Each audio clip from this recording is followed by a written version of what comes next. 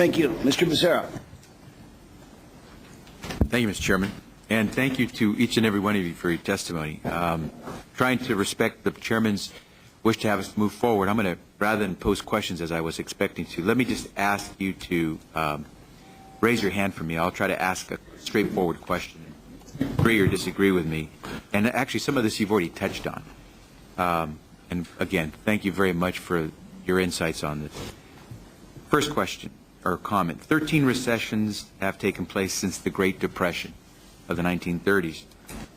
And as far as I know, never once has Social Security failed to pay benefits to its recipients. Does anyone disagree with that? No. By the way, I think it was Mr. Hammond who mentioned that during the Great Recession of 2007-2008, Americans lost about $3 trillion of their wealth in their private retirement accounts, 401ks, IRAs. During that same two-year period of this Great Recession, Americans lost about $13 trillion of their wealth, depreciation of their home or loss of their home, loss of their job, therefore their income. Everything we own, about $13 trillion worth of what we have as wealth disappeared during this Great Recession. That's important to note because you know what the size of the national debt is? 13 trillion. So what took 230 some odd years to build this national debt, in 2 years of a Great Recession, we lost that same amount of money. That's how difficult this recession has been. Another question or comment here, agree or disagree. Social Security cannot borrow money to pay recipient benefits and thus must fix itself whenever it's got a shortfall. So it must fix itself from within in order to be able to pay any recipient benefits. Anyone disagree with that? Point of clarification. Okay. Is that a legal question? I guess a legal question. Yeah. Fine. I agree with You agree, right? So essentially, and in case someone doesn't agree, I would refer them to Section 710 of the Social Security Act, which says you can't borrow money, essentially, to pay benefits. So we always have to make sure that Social Security is fiscally responsible.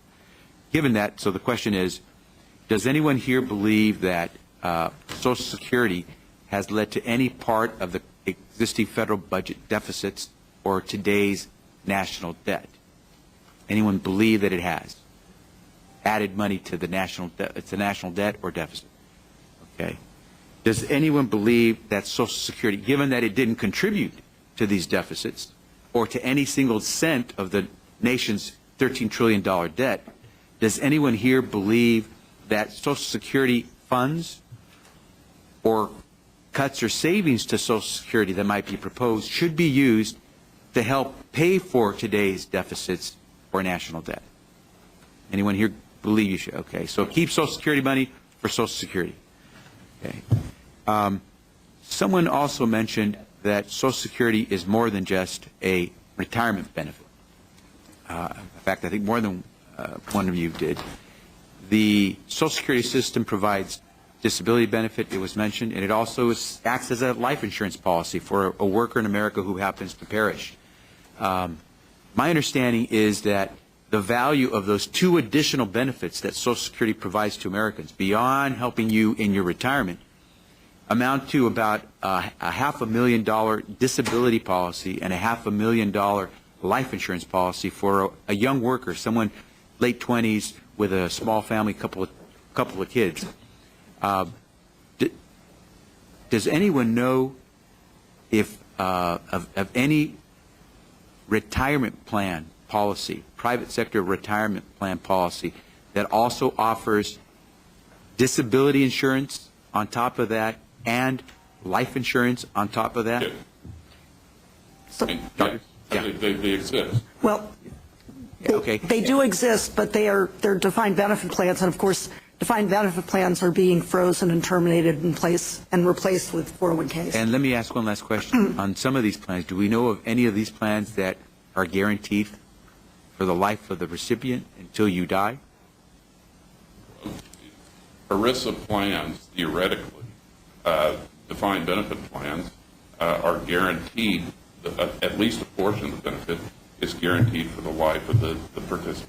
And I think that's the value of defined benefit plans versus defined contribution plans, which are 401ks and IRAs, because they have some protections. But even then, we just passed legislation here in the House that tries to help shore up some of these defined benefit plans because a lot of companies, for whatever reasons, don't seem to have the monies that they needed to make sure that they could pay out those benefits. So while we had this chaos in the entire Great Recession where Americans were losing the value of their retirement savings, they were losing their own wealth, there wasn't one day when Social Security did not pay benefits as was promised to each and every one of the 53 million Americans who were receiving benefits. By the way, over 2,000 of those beneficiaries, we don't often recognize this, over 2,000 of those beneficiaries happen to be children who lost their parents during the 9/11 strike in New York City. And we often forget that it's more than just seniors who are receiving Social Security benefits. So